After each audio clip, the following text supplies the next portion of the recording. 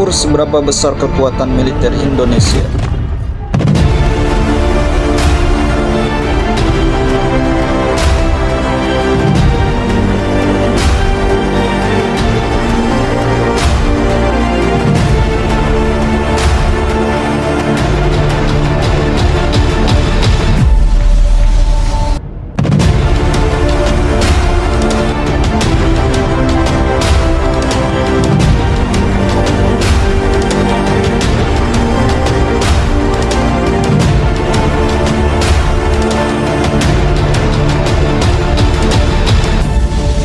Mengukur kekuatan militer sebuah negara sebenarnya tidaklah mudah. Sebagai contoh, Prancis pada tahun 1940 adalah militer terkuat kedua di dunia setelah Uni Soviet.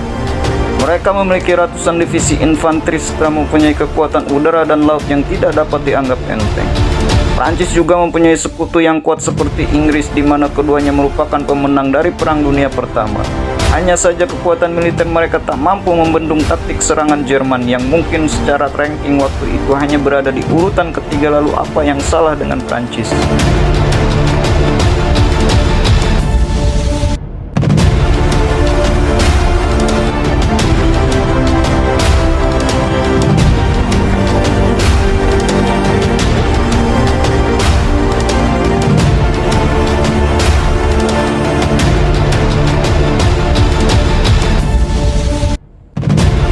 Kebanyakan orang dan sebagian besar ranking dalam hal apapun biasanya terlena dengan faktor jumlah, padahal militer juga mempunyai aspek kualitas persenjataan, taktik level rendah, dan juga strategi level besar. Ketiga aspek itu dikombinasikan dalam moral dan disiplin pasukan menjadi penentu bagi kekuatan sebuah negara. Prancis dan Inggris misalnya di tahun 1940 mempunyai lebih banyak tank dan kendaraan lapis baja, namun mereka tidak menyusunnya secara strategis sehingga tak mampu digunakan optimal. Sebaliknya, Jerman menempatkan divisi tank mereka dalam konsentrasi khusus sehingga mudah untuk dideploy dan digunakan sewaktu-waktu.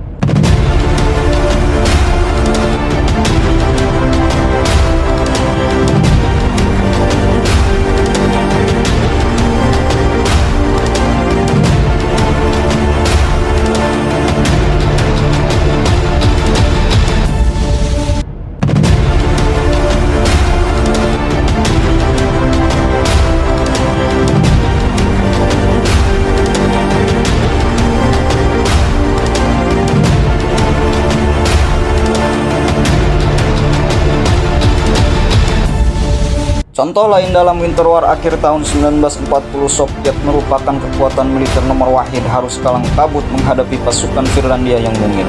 Apa yang salah dengan Soviet? Segalanya kecuali jumlah militer mereka yang sangat besar. Perwira mereka tidak becus, satuan militer mereka kaku, dan jarum logistik mereka berantakan. Mereka memang mempunyai jumlah militer yang besar, namun itu tidak berarti apa-apa ketika menghadapi pasukan bermotivasi tinggi dan ditempatkan secara strategis seperti Finlandia.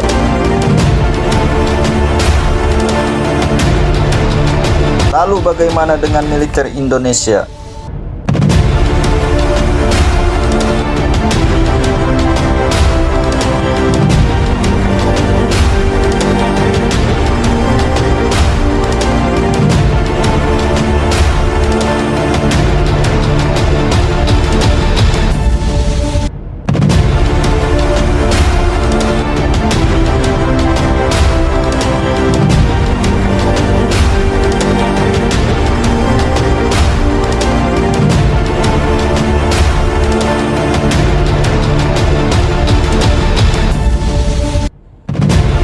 Secara jujur, saya tidak mempunyai jawaban yang pasti mengenai ini. Dalam ranking global firepower, Indonesia menempati urutan ke-15 kadang ke-13 dalam militer terkuat di dunia.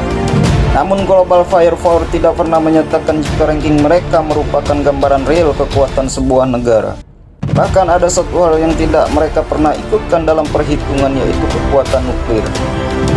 Memang nuklir tidak pernah lagi digunakan semenjak pertama kali dijatuhkan di Hiroshima dan Nagasaki. Namun semenjak Perang Dunia Kedua berakhir, kita belum melihat tanda-tanda perang besar akan dimulai lagi. Nuklir mengakhiri Perang Dunia Kedua dan membuat dunia harus berpikir dua kali lagi sebelum memulai perang dalam skala yang sama. MacArthur bahkan pernah meminta untuk menjatuhkan nuklir di Korut atau Cina waktu Perang Dunia Korea berlangsung. Namun syukur bagi kita, nuklir tidak pernah lagi digunakan.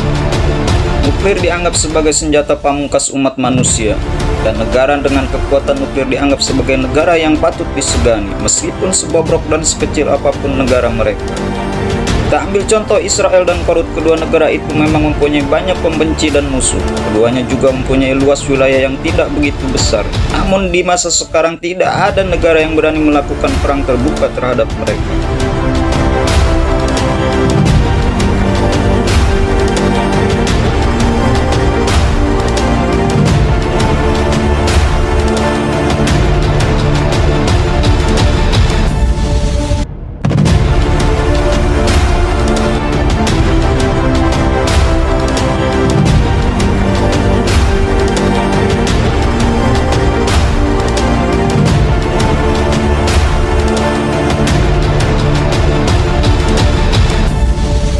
Indonesia tidak akan mungkin dan tidak akan pernah mempunyai nuklir. Lagi pula untuk apa mempunyai senjata penghancur lawan, namun mempunyai potensi besar juga untuk menghancurkan diri sendiri.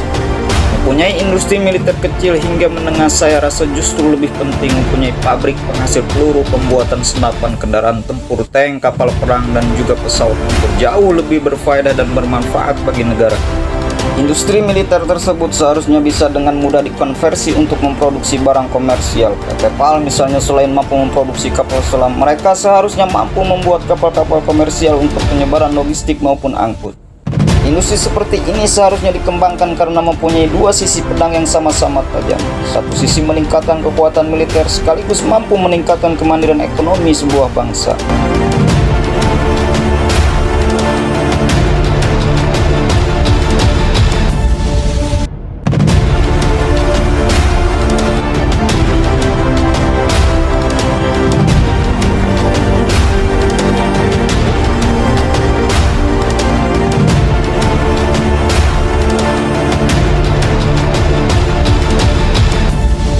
Kembali ke topik semula, seberapa besar kekuatan militer Indonesia? Singkatnya, tidak ada jawaban pasti. Militer Indonesia mungkin tidak sekuat yang diklaim, namun juga tidak selemah yang dipikirkan. Profesionalitas tentara Indonesia saya rasa cukup mumpuni. Bahkan jika dibandingkan dengan militer-militer di Asia Tenggara, TNI misalnya sekarang sebenarnya mencoba netral baik dalam pemilu nasional maupun regional. Industri militer juga sedang dibangun secara perlahan-lahan. Saya rasa jika proses ini terus berjalan, maka Indonesia benar-benar akan menjadi negara dengan militer yang patut diperhitungkan. Kekuatan militer Indonesia di tahun 2022 menempati peringkat ke-15 dunia dari 140 negara dengan power index sebesar 0,2251. Hal ini diketahui dari salah satu situs pemeringkat militer dunia, Global Firepower.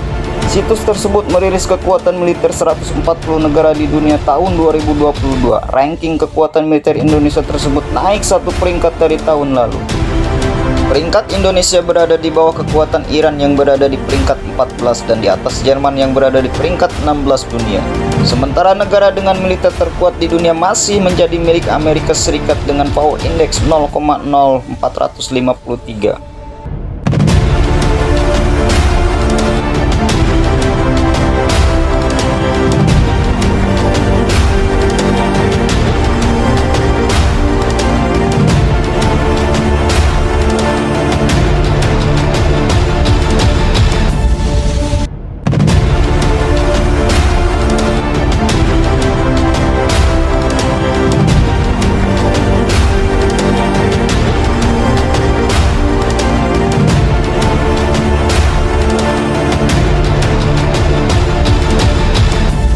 IFV menggunakan lebih dari 50 indikator individu suatu negara dalam melakukan penilaian, sehingga menghasilkan formula yang unik. Suatu negara kecil kemungkinan dapat bersaing dengan negara besar karena memiliki kelebihan di salah satu atau beberapa indikator. Indikator yang digunakan untuk menyusun indeks ini antara lain jumlah senjata yang dimiliki, keberagaman senjata, sumber daya alam, selain itu ketersediaan industri sumber daya manusia atau SDM, dan keuangan yang stabil. Semakin kecil nilai power index, maka semakin tinggi kekuatan militer suatu negara. Dengan ranking ini, militer Indonesia menjadi yang terkuat di tingkat ASEAN. Vietnam berada di urutan kedua dengan peringkat global ke-28 dengan nilai 0,4521. Sementara Thailand berada di posisi ketiga di ASEAN dengan peringkat 29 dunia dengan skor 0,4581. Kekuatan Matra Udara TNI dengan kelengkapan 445 kekuatan udara. Jumlah ini meliputi 41 pesawat tempur, 23 pesawat serang, 66 transportasi, 126 trainer, 17 pesawat misi khusus. Selain itu, 1 pesawat tanker, 172 helikopter, dan 15 helikopter serang.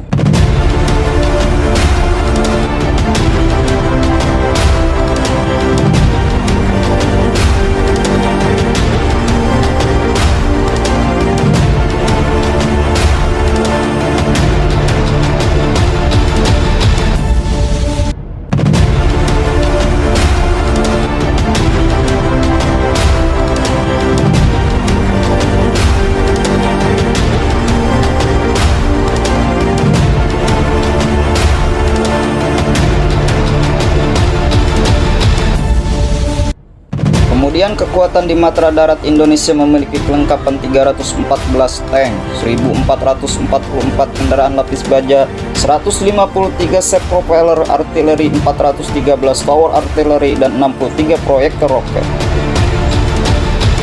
Sedangkan total aset alutsista kekuatan laut Indonesia sebanyak 296.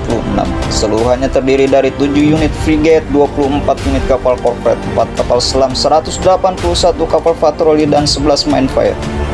Peringkat Indonesia ini mengungguli sejumlah negara-negara maju seperti Jerman di posisi 16, Australia di peringkat 17, untuk wilayah Israel sendiri berada di peringkat 18.